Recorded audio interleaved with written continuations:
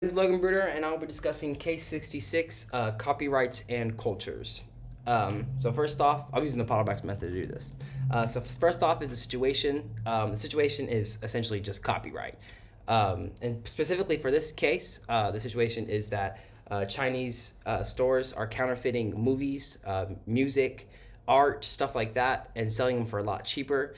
And that's hurting the U.S. entertainment market, or I guess the U.S. market in general, because we can't really tap into that huge Chinese market because they can take a really big movie right now, counterfeit it, and sell it for $3 instead of what we would be selling it for, which is obviously more expensive, and we'd be making the money rather than that small time shop in China.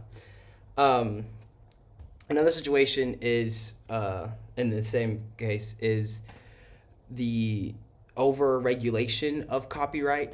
So, for example, in a YouTube video, if you use someone else's song for like 3 seconds, 2 seconds, they can take all the revenue from that video, which is a little excessive. So, there's got to be you got to find like a middle ground somewhere. In terms of values, um, is it okay to use someone else's work to make money? And the simple answer is no, it's not. If I were to take a movie, counterfeit it, sell it to my friend for $3, that is not okay. They should go out and support, whoever made the movie or made the song and buy it themselves because that's what you're supposed to do. It's illegal to do that. Also, it's not very, downloading illegal music isn't very regulated. It is a problem, but counterfeiting movies, stuff like that, like I said, in the Chinese market, that's a big problem. Um, in terms of principles, I think a great one is Aristotle's golden mean. I think this is great because maybe you could allow someone to use at least 5 seconds of someone else's work.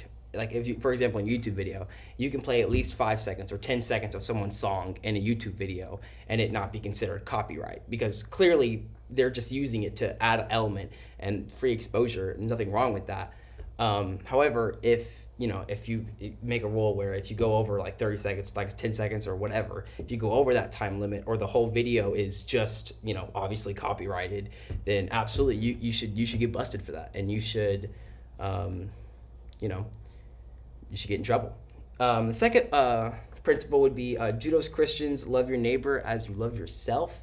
I think this one works really well with this whole case because, if you were the artist or you were the musician that made this piece of work and someone counterfeited it and then sold it for a lot cheaper and you weren't making money on something you made, that can be tough. So I feel like basically this whole principle is about putting yourself into someone else's shoes.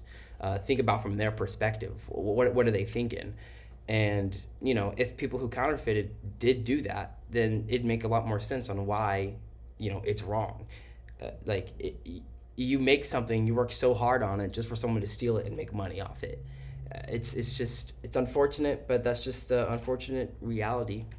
But I think Judo's Christians love yourself love your neighbor as you love yourself is really good for the situation.